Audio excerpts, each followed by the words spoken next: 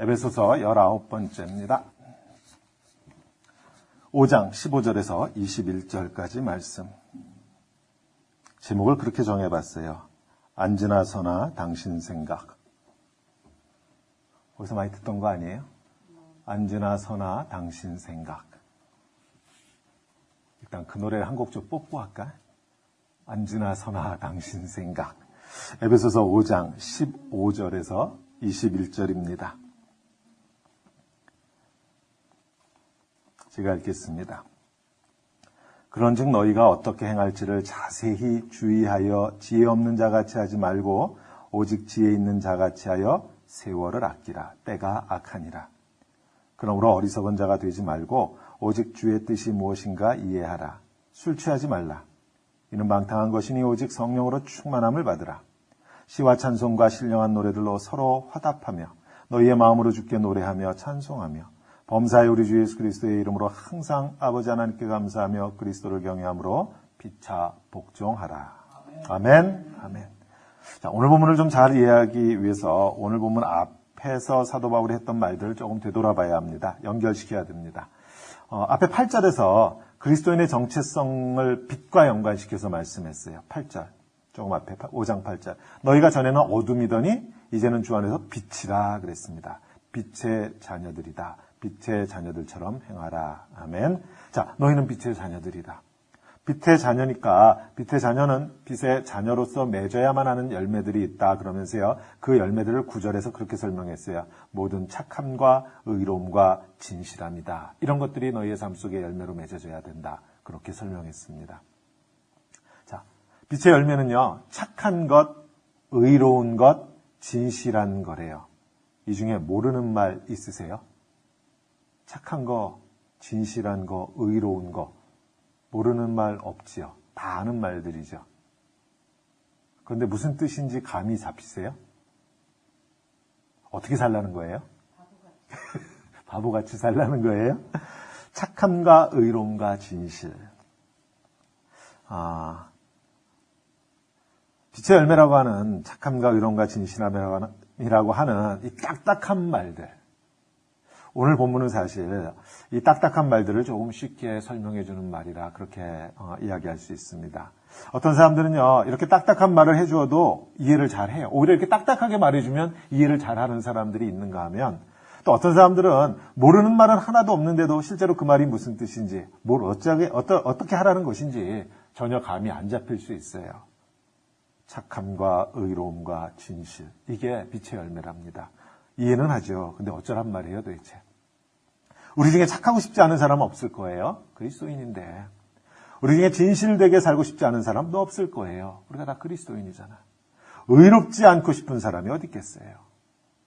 그리고 실제로 나름대로 착하게 살려고 노력도 하고요. 의를 지키기 위해서 애쓰고요. 진실함을 잃지 않으려고 발버둥을 치기도 합니다.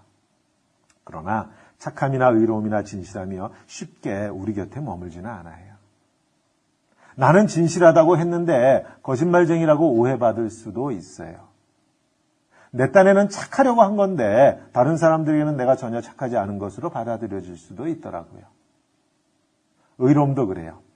흔히 교회 안에는 참 의인들이 많습니다. 의로운 사람들. 그런데 내가 의로워지려고 애썼는데 결과는 교회가 편이 갈라지고 교회가 갈라지고 하는 경우가 생기는 걸 보면요. 의롭다고 하는 거 참 알다가도 모를 거예요.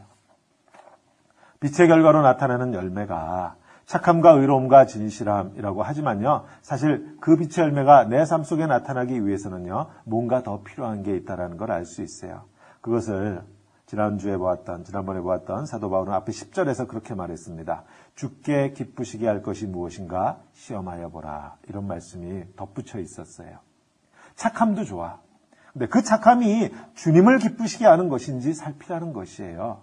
진실함, 정직함도 좋은데 그 진실하겠다고 하는 것이 주님을 기쁘시게 하기 위해서 진실한 것인지 혹시라도 나 자신을 기쁘게 하기 위한 그러한 진실함은 아니냐라는 것이죠. 의로움도 마찬가지입니다. 나의 의로움이 주님도 기쁘시게 하는 의로움인지 아니면 주님과는 상관없이 내 의로움만을 드러내기 위한 그런 의는 아닌지 살피라는 것이에요.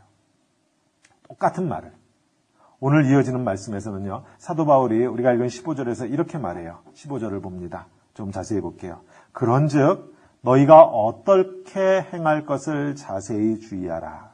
근데 어떻게 행할 것인지는 이미 앞에서 얘기했어요. 착하게 행하고 의롭게 행하고 진실함으로 행하라. 빛의 그 열매로 이미 얘기한 거야. 근데 너희가 어떻게 행할 것을 자세히 주의하여 보라. 그러니까 풀어서 설명하면 너희가 착함과 의로움과 진실함으로 행할 때에 자세히 주의하여 보고 그 다음에 뭐랬어요? 지혜 없는 자같이 말고 오직 지혜 있는 자같이 하라. 이번에 또 앞에서는 주님께서 기뻐하시는 것 이렇게 설명을 했는데 이번엔 뭐예요? 지혜를 가지고 말해요. 지혜. 이런 의미예요. 착하게 살려고 노력하는 건 좋은데 근데 그 착함도 지혜로워야 한다는 것입니다. 의롭게 살려고 하는 것도 좋은데 그 의로움도 지혜가 요구돼요. 진실함으로 사는 것 물론 좋은 것이긴 하지만 지혜로워야 한다는 것입니다. 자, 이해가 되세요? 이런 사람들 보세요. 혹시 착하기는 한데 우리가 그런 생각하는 분이 조금만 더 지혜로웠으면 좋겠는데 참 의로워 그 사람. 의인이야. 정말 의리의 사나이야. 근데 조금만 좀 지혜로웠으면. 진실해요. 착해요. 거짓하고는 거리가 멀어 저 사람은. 그래도 그런 생각하지. 조금만 더 진실했으면.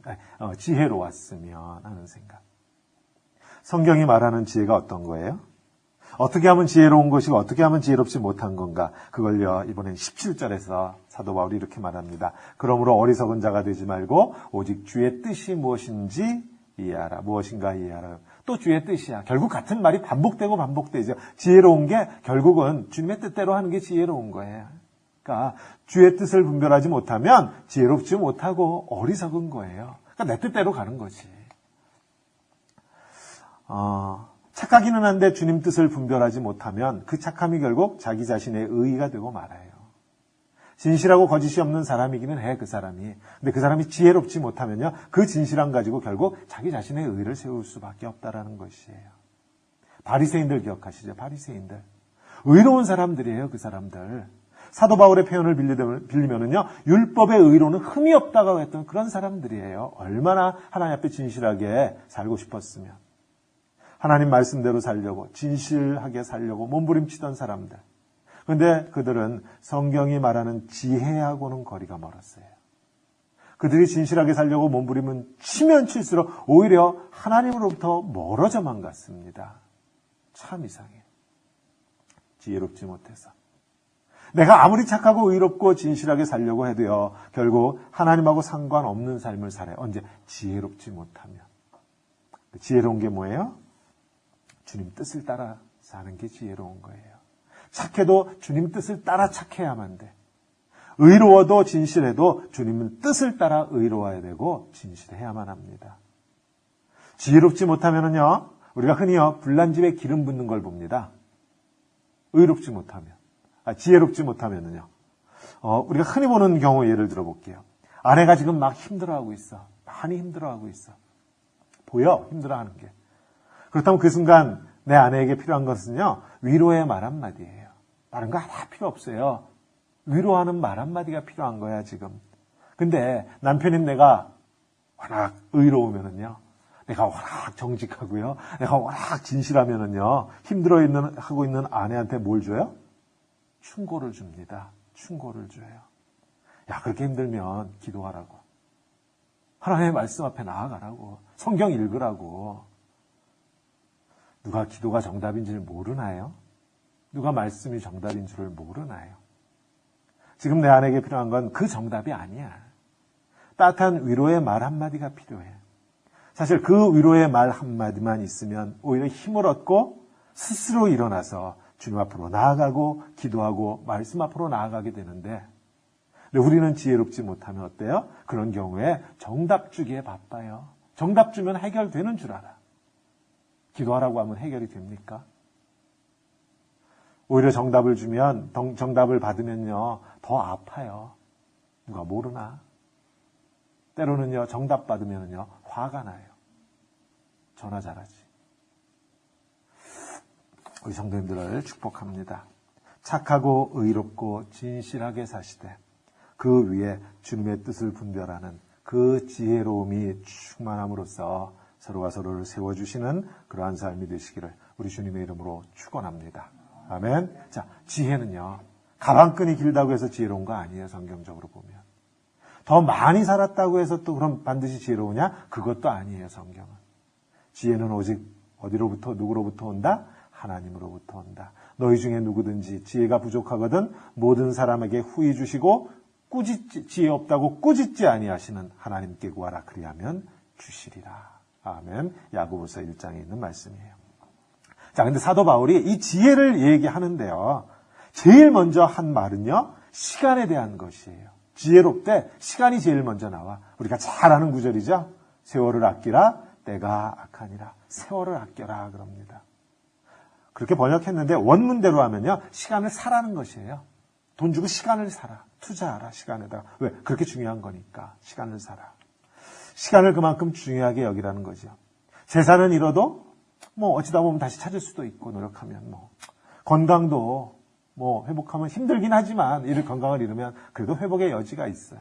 시간은 두 번 다시 돌아오지 않죠. 따라서 시간을 사용함에 있어서 지혜롭지 못하면 우리의 삶은 엉망이 될 수밖에 없습니다. 시간 사용에 있어서 가장 어리석은 게 이런 거예요. 나중에 할게. 나중에 할게. 지금은 바빠서 시간이 없어서 곤란하고 나중에 할게. 지금은 돈이 없어서 곤란하니까 나중에 할게. 지금 여유가 없거든. 나중에 할게. 근데요, 나중은 오지 않아요. 나중에 할게라고 말하는 사람은 60이 되어도 나중에 할게요. 70이 되어도 나중에 할게요. 근데 아마 그 나이가 되면요, 돈은 좀 더 생길 수도 있고 시간은 좀 더 여유가 있을지 몰라도 돈과 시간과 건강을 그렇게 나중에 할게로 사용했으면, 지혜롭지 못하게 사용했으면 결국 그때쯤 되면 병원에 누울 수밖에 없을 거예요. 지혜롭게 사용하지 못했으니까. 자, 영어 팝송 가운데 오래됐지만 이런 주제의 노래가 있어요. 영어 제목이 Cats in the Cradle 이라고 하는 노래예요. 요람 속의 고양이라고 하는 노래인데 들으시면 알 거예요. 아, 그 노래 최근에는 그 슈렉이라고 하는 그 영화 세 번째 3편에 나왔던 노래인데 제가 가사를 좀 번역해서 불러드릴게요. 이런 거예요. 며칠 전에 아들이 태어났지. 별탈 없이 세상에 태어났어요. 하지만 난 비행기 타고 떠나가야 했고 돈을 빌 페이할 것도 많았어요. 바빴어요. 내가 없는 사이에 아들은 걸음마를 시작했지. 내가 알아채지 못하는 사이에 말을 배웠고 아들은 자라면서 아버지 같은 사람 될 거야 나는. 그렇게 말했어요. 아버지 같은 사람 될 거야. 아버지 언제 집에 오세요? 하고 아들이 물어요. 아버지가 이렇게 대답합니다. I don't know. 모르겠다. 하지만 아빠가 집에 돌아오면 그때 함께 놀자. 그때 우리 좋은 시간 보내자. 그렇게 아버지가 답변해요. 며칠 전 아들이 10살이 되었다. 아버지 공사 줘서 참 고마워요. 레디 같이 공놀이해요. 던지는 법 좀 가르쳐 주세요. 아버지는 내가 이렇게 말합니다. 야, 오늘은 안 돼. 오늘 아빠가 할 일이 많아. 아들은 말했어요. 괜찮아요, 아빠. 아들은 걸어나가면서 미소를 잃지 않았어요. 그리고 아들이 말합니다. 난 아버지 같은 사람 될 거예요. 레디, 오케이? 난 아버지 같은 사람 될 거야. 며칠 전에 아이가 대학에서 집에 다니러 왔어요. 다 큰 어른인 것 같아서 내가 이렇게 말합니다. 아들아, 난 정말 네가 대견하구나. 여기 좀 앉아볼래? 그랬더니 아들은 고개를 저으면서 그리고 웃으면서 이렇게 말합니다. 아버지, 자동차 열쇠를 좀 빌려주세요. 나중에 뵐게요. 자동차 열쇠 주실래요? 아들아, 언제 돌아올 거니? 잘 모르겠어요. 하지만 아버지, 그때 우리 함께 해요. 그때 우리 참 좋은 시간 보낼 거예요. 나는 오래전에 은퇴를 했고 아들은 멀리 이사를 가버렸어요. 며칠 전 아들에게 전화를 했어요. 그리고 난 말합니다. 야, 괜찮다면 한번 만나고 싶구나. 아들이 말합니다. 저도 그러고 싶어요, 아버지. 시간이 나면요. 근데 아버지, 새로 얻은 직장에선 바쁘고요. 아이들은 독감에 걸렸어요. 하지만 아버지하고 이렇게 얘기하니까 좋으네요. 참 좋아요. 전화를 끊으면서 문득 이런 생각이 들었어요. 아들이 정말 나처럼 자랐구나. 아들이 나랑 똑같이 되어버렸구나. 요람 속의 고향이라고 하는 밥송 가사입니다. 그리스도인에게 주어진 삶은요, 오늘 하루예요. 내일이 내게 보장되어 있지 않습니다. 누가 장담해요? 내일은 없어요. 우리에게 주어진 삶이 내일이 아니고 오늘이라고 하는 신앙의 자세를 우리가 종말론적이다 그렇게 말합니다. 그런데 이 종말론적 신앙이 우리 생활에 미치는 영향은 어마어마해요. 보세요. 내가 종말론적 신앙관을 가지고 하루하루를 살면은요, 지금 이 예배를 신령과 진정으로 마음을 다하고 뜻을 다하고 목숨을 다해서 예배를 드릴 수밖에 없어요. 이게 마지막 예배일 수도 있으니까. 혹 부부싸움을 하였다고 해도 어떻게 해서든지 화해하려고 하죠. 해가 저문 이후까지 계속해서 분노를 품고 화를 내고 하겠어요? 내일이 없다면? 오늘이 마지막이라고 한다면 화를 내고 분노를 품은 채로 아내와 인생의 마지막 작별 하시겠어요? 우리가 이 예배를 신령과 진정으로 드리지 못하고 우리가 부부싸움을 해도 화해하려고 하지 않고 오늘의 삶 속에서 하나님의 뜻을 따라 살려고 하지 않고 하는 그 까닭을 여러 가지로 설명할 수 있겠지만 가장 설득력 있는 설명은요, 우리가 오늘을 살지 않기 때문입니다. 우리가 종말론적 신앙관을 갖고 있지 않기 때문에 내일이 마치 내게 속한 양. 그래서 그래요. 혹 무지막지하게 부부싸움을 하셨더라도요, 잠들기 전에는 반드시 화해하세요. 내일 아침 떠오르는 태양을 본다고 아무도 장담하지 못합니다.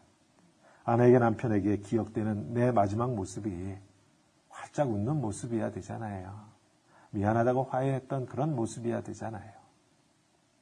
자, 지금까지 이야기한 것을 사도 바울이 마지막으로 이제 오늘 말씀에서 마지막으로 한 번 더 비유적으로 말하는데 앞에서 비유로 말한 거 있죠. 빛과 어둠으로 대조해서 그 비유로 말했다고 하면은 이번에는 마지막으로요, 우리가 잘 아는 비유를 씁니다. 술 취한 것과 성령에 취한 비유를 써요. 어둠 속에서 은밀히 행동하는 삶, 지혜롭지 못해서 하나님의 뜻을 살지 못하는 삶, 세월을 아끼지 못하고 마치 내일이 내게 보장되어 있다는 듯이 사는 그러한 삶. 사도 바울은 마지막으로 그러한 삶을요, 술 취한 삶이다 그렇게 말해요. 술 취하지 말라, 당당한 것이다 그러죠. 술 취한 삶과 대조가 되는 삶을 성령으로 충만한 삶 또는 성령에 취한 삶이다 그렇게 말합니다. 근데 혹시라도요, 이 본문 읽으시고 그렇지, 예수 믿지 않는 사람들은 술에 취한 사람, 그러한 삶을 사는 사람들이고 예수 믿는 우리는 성령에 취해서 사는 사람들이라고 해석하시면 곤란해요. 이거 지금 에베소 교회 교인들에게 보내는 편지잖아요. 사도 바울이 지금 말하고자 하는 요점은 교회 안에서예요. 바깥이 아니에요. 교회 안에 성령에 취해서 사는 자가 있는가 하면 성령에 취하지 않은, 달리 말하면 술에 취한, 세상 문화에 취한 그러한 사람들도 있다는 겁니다. 술에 취한 성도의 삶이 어떠한 삶인지 이미 사도 바울이 여러 가지로 앞에서 설명한 거예요. 교회 안에 빛과 어둠이 있다 그랬잖아요. 그러니까 어둠 가운데 행하는 성도는 결국 술에 취한 자들이야. 교회 안에 지혜 있는 자가 있고 지혜 없는 자가 있다고 그랬죠. 따라서 지혜 없이 하나님의 뜻을 따라 행하지 못하면 결국 술 취한 자들이라는 것이에요. 교회 안에 세월을 아끼지 않는 자들이 있고 세월을 아끼는 자들이 있다 그랬잖아요. 그러니까 세월을 아끼지 않고 마치 내일이 내게 보장되어 있는 듯 그렇게 사는 사람들의 삶이 뭐다? 술에 취한 삶이다라는 것이에요. 자, 또 앞으로 갈까요? 이미 사도 바울이 5장 3절에서 이렇게 말했어요. 음행과 온갖 더러운 것과 탐욕은 너희 중에서 그 이름이라도 부르지 말라. 이는 성도의 마땅한 바니라. 뒤집어 엎어치면 뭐예요? 이는 성도의 마땅한 바니라. 바꿔서 말하면 성도들 가운데는 그런데도 불구하고 음행과 온갖 더러운 것과 탐욕을 멀리하지 못하는 자들도 있으니까 이 말을 한 거죠. 술 취한 자들이에요. 그런 사람들을 5장 4절에서는 그 특징을요 이렇게 말해요. 누추함과, 이거 해석이 좀 그렇다 그러죠. 더러운 말이란 뜻. 더러운 말과 어리석은 말과 희롱하는 말은 마땅치 아니하니 돌이켜 감사의 말을 하라 그랬어요. 보세요. 세상에 취한, 술 취한 자의 가장 큰 특징을요 사도 바울은 언어로 설명합니다. 말을 보면 알 수 있다는 것이에요. 세상 문화에 취하면, 술 취하면 예수를 믿는다고 하는 성도들 입에서 더러운 말, 어리석은 말, 희롱하는 말들이 나온다는 것이에요. 그러면서 성도들에게 마땅한 언어가 뭐다? 감사하는 말이다 그럽니다. 5장 4절에서 이미 한 말씀인데 이제 성령에 취한 사람을 설명하면서 또 말해요. 사도 바울이 오늘 읽은 19장이 그랬어요. 5장 19절에. 시와 찬미와 신령한 노래로 서로 화답하라. 서로 말하라. 스픽. 서로 말하라는 것이에요. 시와 찬미와 신령한 노래로. 시 그래서 시편의 말씀. 그러한 노래를 부르라는 거지. 그렇게 말하라는 것이에요. 너희의 마음으로 주께 노래하며 찬송하라. 범사에 우리 주 예수 그리스도의 이름으로 항상 아버지 하나님께 감사하라. 성령에 취한 사람들의 삶의 특징을 여러 가지로 말씀할 수 있겠지만 사도 바울은 그 가운데 가장 큰 특징을요, 우리들의 언어 생활에서 찾습니다. 사람의 말씨를 보면, 그 사람의 언어를 보면 그 사람이 술에 취해 사는 사람인지 성령에 취해서 사는 사람인지 알 수 있다라는 것이에요. 어떤 말을 하는가? 어떤 노래를 부르는가? 하나님께 감사함이 있는가? 감사의 말이 있는가? 입에. 이런 것들이 성령에 취한 사람인지 아닌지 알 수 있는 시금석이 될 수 있다. 별로 어려운 말씀 아니죠. 근데 이런 구절 읽고 또 이렇게 해석하시면 곤란해요. 혹시라도. 봐라. 그리스도인들은 이런 말 하는 사람이라고 그랬잖아. 그러니까 그리스도인은 세상의 유행가 부르면 안 된다라든지. 그런 식으로 율법을 만들어내면 곤란해요. 율법 만들라고 주신 말씀이 아니에요. 근데 의외로 교회 안에 그런 율법 만드는 분들이 많습니다. 그리스도인은 세상 노래를 부르면 안 된다라든지, 어떻게 그리스도인이 그런 유행가를 부를 수 있느냐든지. 그리고 나면 율법이, 하나님 말씀이 뭐가 돼요? 상대방을 정죄하는 도구가 되어버려요. 집사가 되어가지고 말이야, 장로가 되어가지고 말이야, 유행가나 듣고 다니고, 믿음도 말이야 없어가지고, 이런 식으로 말씀이 사람을 정죄하는 도구가 되기 쉬워요. 언제? 우리가 이거 가지고 율법 만들기 시작하면. 또 있어요. 오늘 본문에 그 유명한 술 취하지 말라고 하는 이 말씀도 참 자기 나름대로 해석들을 해요. 어떤 분은 그러시더라고요. 성경 어디에 술 먹지 말라고 그랬느냐 그러시면서 들춰내는 구절이 이 구절이야. 그래서 술 취하지 말라고 그랬지. 그러니까 술은 먹어도 되지만 취하지만 않으면 되는 거 아니냐. 그렇게 말씀하시는 분을 제가 들었어요. 마시고 싶으시면 그냥 마시세요. 오케이? 내가 술 먹는 그 행위를 정당화하려고 어떻게 하나님 말씀까지 끌어옵니까? 하나님의 말씀을 끌어다가 내가 술을 먹어도 되는 이유를 정당화하는 도구로 삼아도 되는 건가요? 그냥 마시고 싶으면 마시세요. 술 먹었다고 하나님이 구원을 취소하시겠어요? 그러나 그리스도인이 술을 삼가하는 이유는 성경에 먹지 말라고 해서도 아니고요. 취하지만 않으면 되니까 적당히 마실 수 있는 거 아니냐, 그런 것도 아니야. 나를 사랑하시는 하나님의 그 크신 사랑 앞에서, 이 십자가의 사랑 앞에서 내가 하나님의 뜻을 따라 살고 싶어서 내가 술을 즐기는 거 하나님 별로 기뻐하지 않으실 것만 같아서, 그래서 내가 스스로 삼가는 것 뿐이잖아요. 내가 스스로 하는 것, 원해서 하는 것, 유식하게 뭐라 그래요? 스스로 자자에 자유, 그래요. 자유. 그게 자유예요. 내가 원해서 안 하는 거지. 내가 원해서 삼가하는 거지. 거기 무슨 율법이 들어가고 하나님 말씀 끌어다 정당화하고 아니죠. 그리스도인의 삶은 누가 시켜서 하는 거 아니에요. 어떤 분은 이런 얘기 들으면 이단 아니냐 그럴지 몰라도요. 하나님이 시켜서 하는 것도 아닙니다. 율법이어서 하는 거 아니에요. 나를 향한 이 하나님의 이 사랑 앞에서 내가 반응하는 것이 리스폰드 하는 거예요. 이 사랑 앞에서. 하나님의 사랑에 내가 찬양으로 하나님 앞에 대화하고 하나님 앞에 노래하고 감사함으로 반응하고 해요. 왜 그렇게 반응해요? 내가 성령에 취했기 때문이에요. 내가 성령에 취했기 때문에. 술 취하지 말라. 이는 방탕한 것이니 오직 성령의 충만함을 받으라. 성령에 취하라. 근데 보세요. 성령의 충만함을 받으라고는 했지만 어떻게 받으라고 하는 설명은 없습니다. 내 안에 내주하시는 성령님께서 내 안에서 충만하게 거하시기 위해서 달리 방법이 없어요. 이건 사랑이에요. 사모함이에요. 우리가 이런 경험 삶에서 하죠. 한 남자하고 한 여자가 사랑에 빠지면요. 하루 종일 그 애인에 대한 생각으로 가슴이 가득 차요. 딴 생각 못해요. 친구들하고 식사하면서도요. 내가 사랑하는 모모 씨하고 여기 왔을 때는 그 음식 먹었었는데 저 자리에 앉았었는데 회식하러 가가지고는 애인 생각밖에 못하는 게 연애할 때잖아요. 다 그거 경험하셨죠? 목사만 경험한 거 아니죠? 그래서 제가 유행가 가사가 생각났어요. 안주나 서나 당신 생각. 또 언제 그런 경험을 하는가 하면요. 보통 저는 그래서 첫 아이를 봤을 때 제가 그런 경험을 했어요. 하루 종일 아이의 얼굴이 머리에서 떠나지를 않아요. 회사가 끝나고 나서 약속 다 취소하고 불이 나게 집으로 달려가는 이유가 첫 아이를 낳고 나면 아버지들이 보통 한동안은 그러잖아요. 약발 떨어질 때까지. 안주나 서나 당신 생각. 안주나 서나 주님 생각. 안주나 서나 성령님 생각. 예수님하고 사랑에 빠지는 게 우리의 심령이 성령님으로 충만해지는 거예요. 달리 방법이 없어요. 내가 예수님에게 푹 빠지지 않는다고 한다면요, 그 까닭은요, 내가 성령님 말고 다른 일들로 너무 분주한 거예요. 내 눈에 성령님 외에 보이는 게 너무 많아서 그래요. 아까 앞에서 읽어드린 그 팝송 가사 Cats in the Cradle의 가사처럼 아빠가 다른 일에 너무 분주하고 아이보다 더 중요하다고 생각되는 것들이 눈앞에 너무 많아. 그래서 어떻게 해요? 아이하고 사랑에 빠질 시간이 없는 거예요. 아이하고 사랑에 빠질 시간이 없어. 예수님하고 얼마나 깊이 사랑에 빠져 있느냐. 그게 성령의 충만함을 결정합니다. 안주나 서나 주님만을 생각할 수 있느냐. 그게 우리에게 성령의 충만함을 결정해요.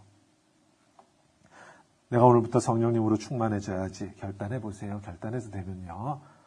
벌써 하나님 나라에 우리 가운데 임하셨죠.